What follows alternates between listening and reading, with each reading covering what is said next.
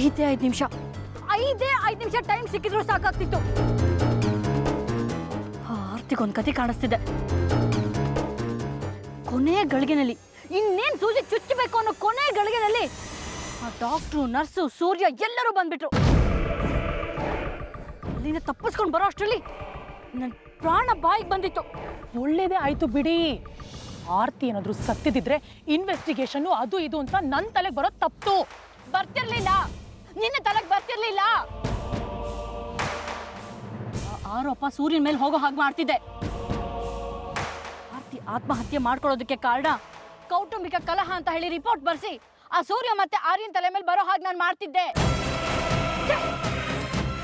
ಇಂಥ ಒಳ್ಳೆ ಅವಕಾಶ ಮಿಸ್ ಆಗೋಯ್ತು. ಇನ್ಯಾವತ್ತೂ ಇಂಥ ಅವಕಾಶ ನಂಗೆ ಸಿಕ್ಕಲ್ಲ. ಹೋಗ್ಲಿ ಬಿಡಿ ಅರ್ಪಿತಾ, ಈ ಸಲ ಮಿಸ್ ಆದ್ರೆ ಏನಾಯ್ತು? ಮುಂದೆ ನಮ್ಗೆ ಇಂಥದ್ದೇ ಒಂದು ಚಾನ್ಸ್ ಸಿಕ್ಕೇ ಸಿಗುತ್ತೆ. ಸಿಗಲ್ಲ. ಸಿಕ್ಕರು ಇಂಥ ಒಳ್ಳೆ ಅವಕಾಶ ಸಿಗಲ್ಲ. ಆರ್ತಿ ಆಸ್ಪತ್ರೆನಲ್ಲೇ ಸತ್ತಿದ್ದಿದ್ರೆ ಯಾರಿಗೂ ಡೌಟ್ ಬರ್ತಿರ್ಲಿಲ್ಲ, ನಮಗೆ ಯಾವ ಸಮಸ್ಯೆನೂ ಆಗ್ತಿರ್ಲಿಲ್ಲ.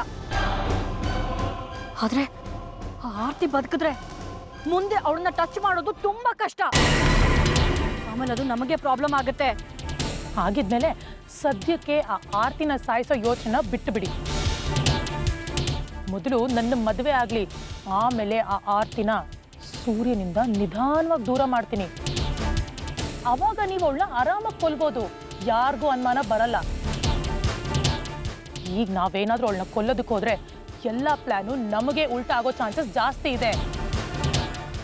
ಅದು ಅಲ್ಲದೆ ಆ ಬಿಕನಾಸಿ ಸ್ವಾತಿ ಬೇರೆ ನನ್ನ ಮೇಲೆ ಒಂದು ಕಣ್ಣಿಟ್ಟಿದ್ದಾಳೆ. ನಾವೇನಾದ್ರೂ ಆರ್ತಿ ಆಂಟಿಗೆ ತೊಂದರೆ ಮಾಡೋದಕ್ಕೆ ಹೋಗಿ ಅದು ಅವಳಿಗೆ ಗೊತ್ತಾದ್ರೆ ಕಷ್ಟ ಆಗತ್ತೆ. ಅದಕ್ಕೆ ಹೇಳ್ತಾ ಇದ್ದೀನಿ, ಇಂಥದ್ದೇ ಇನ್ನೊಂದು ಚಾನ್ಸ್ ಸಿಗೋವರೆಗೂ ನಾವ್ ಏನು ಸಾಹಸಕ್ಕೆ ಕೈ ಹಾಕೋದು ಬೇಡ ಅಂತ. ನೀನು ಅವಳ ಬಗ್ಗೆ ತಲೆ ಕೆಡ್ಸ್ಕೋಬೇಡ. ಅವಳಿಗೊಂದು ಗತಿ ಕಾಣಿಸೋದು ನಿಮ್ಮ ತಂದೆ ಕೆಲಸ, ಅವ್ರು ಅದನ್ನು ಮಾಡ್ತಾರೆ. ಈಗ ಎಲ್ಲದಕ್ಕಿಂತ ಇಂಪಾರ್ಟೆಂಟ್, ಆರ್ತಿ ಇವಾಗ ಅಡ್ಮಿಟ್ ಆದ ಹಾಗೆ ಇನ್ನೊಂದ್ಸಲ ಅವಳನ್ನ ಆಸ್ಪತ್ರೆಗೆ ಸೇರಿಸೋ ಅವಕಾಶ ಸಿಕ್ಕಿದ್ರೆ ನೀನು ಅದನ್ನು ಉಪಯೋಗಿಸ್ಕೋಬೇಕು.